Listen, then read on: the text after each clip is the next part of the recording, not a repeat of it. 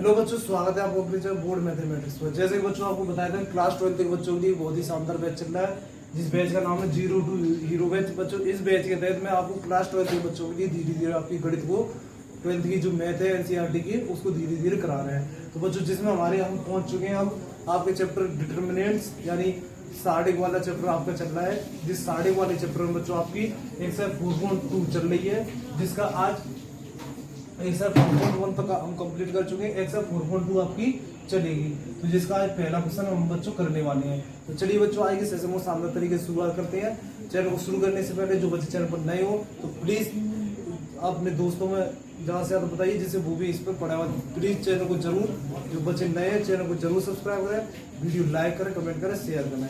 तो चलिए बच्चों आज के शानदार सेशन को बढ़िया तरीके से आपको बुक लेकर बैठ जाइए। शानदार तरीके से सेशन को शानदार तरीके से सेशन की शुरुआत करते हैं। So let's start. देखिए बच्चों शुरू कहाँ से, देखो सबसे पहले बच्चों हमारी जो एक्सरसाइज 4.2 है, ये त्रिभुज के इस एक्सरसाइज में त्रिभुज के क्षेत्रफलों के बारे में ज्यादा जानकारी हमें समझनी है, ठीक है।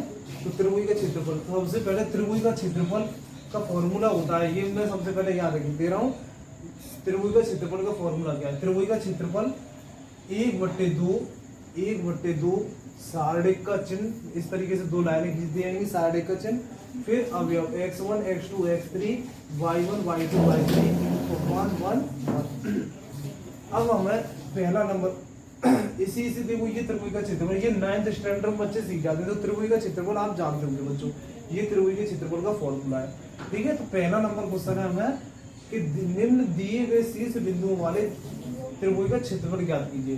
ध्यान से सुनेंगे। सबसे पहले नंबर का आपको क्वेश्चन दिया है कि निम्न दिए गए बिंदु शीर्षों वाले त्रिभुज का क्षेत्रफल ज्ञात करना है।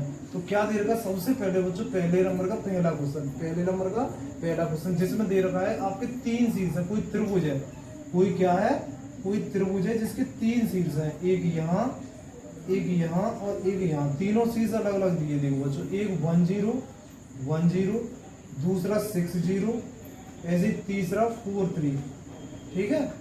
तो यानी तीनों शीर्ष दिए बच्चों, 1 0 6 0 4 3। ये डायग्राम बनाने की जरूरत नहीं है, बस आपको समझाने के लिए लिखा है। तो त्रिभुज के 3 शीर्ष जब भी दिए जाते हैं, त्रिभुज का क्षेत्रफल निकालने का सिर्फ आप फॉर्मूला याद रखेंगे। तो त्रिभुज का 3 शीर्ष दिए गए हैं, त्रिभुज में 3 ही शीर्ष होते हैं, चतुर्भुज में 4 होते हैं।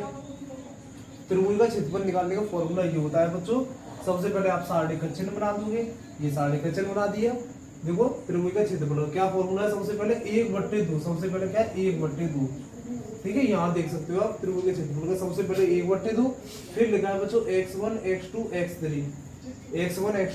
तो मैं आपको समझा दूं। ये देखो तीन शीर्ष हैं, तो तीनों शीर्षों में पहला वाला ये होता है x, दूसरा y, पहला x दूसरा y, पहला x दूसरा y। तो पहला नंबर x1 y1, दूसरा नंबर x2 y2, तीसरा x3 y3। इस तरीके से लिख लिए।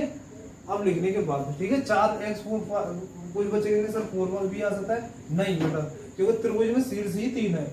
त्रिभुज 3 शीर्षों से मिलकर ही बना हुआ था, 3 ही होते। तो चतुर्भुज वाले सेक्शन में 4 होते हैं, पर उसका फॉर्मूला अलग, वो अलग चीज है, ठीक है। ज्योमेट्री वाला पार्ट हो जाता है।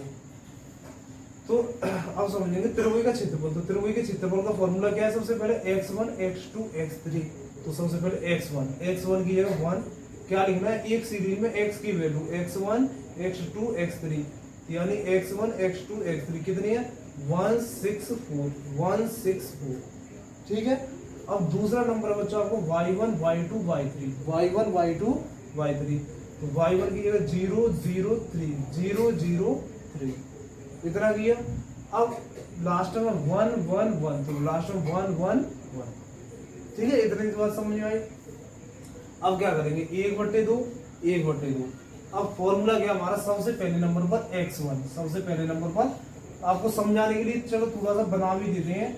ये है बच्चों x1, ठीक है। यहाँ लिखा है, देखो x1 सबसे पहले नंबर पर x1।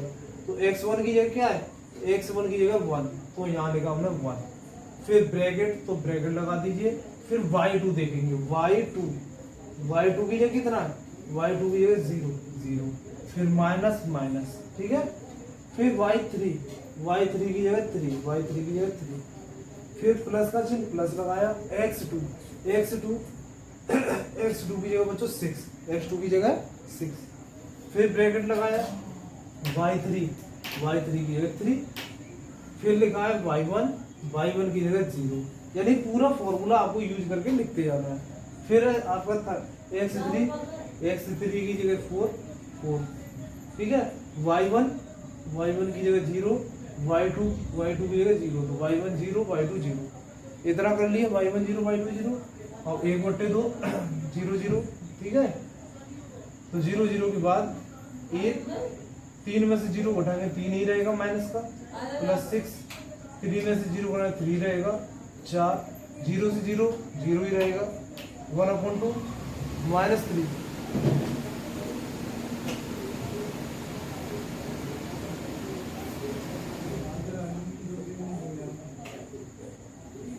ठीक है।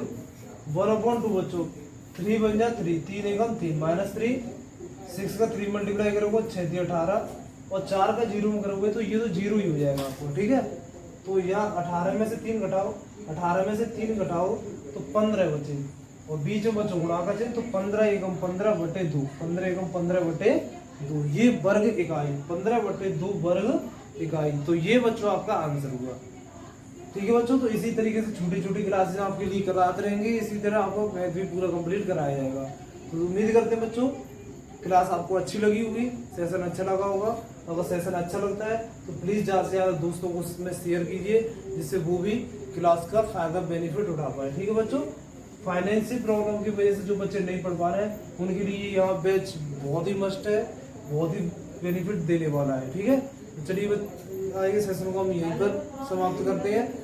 आप ज़्यादा से ज़्यादा दोस्तों को अपने साथियों में शेयर कीजिए जो कहीं ट्यूशन नहीं पढ़ पा रहे हैं, कोचिंग नहीं ले पा रहे, तो उन बच्चे यहाँ से फ्री ऑफ कॉस्ट कंटेंट, जबरदस्त कंटेंट प्राप्त करके जबरदस्त रिजल्ट हासिल कर सकते हैं। तो इसी तरीके से बच्चों आप भी पढ़िए, ज़्यादा से ज़्यादा दोस्तों को जानकारी चीज़ दीजिए, जिससे वो भी चीज़ों को अच्छी तरह सीखे।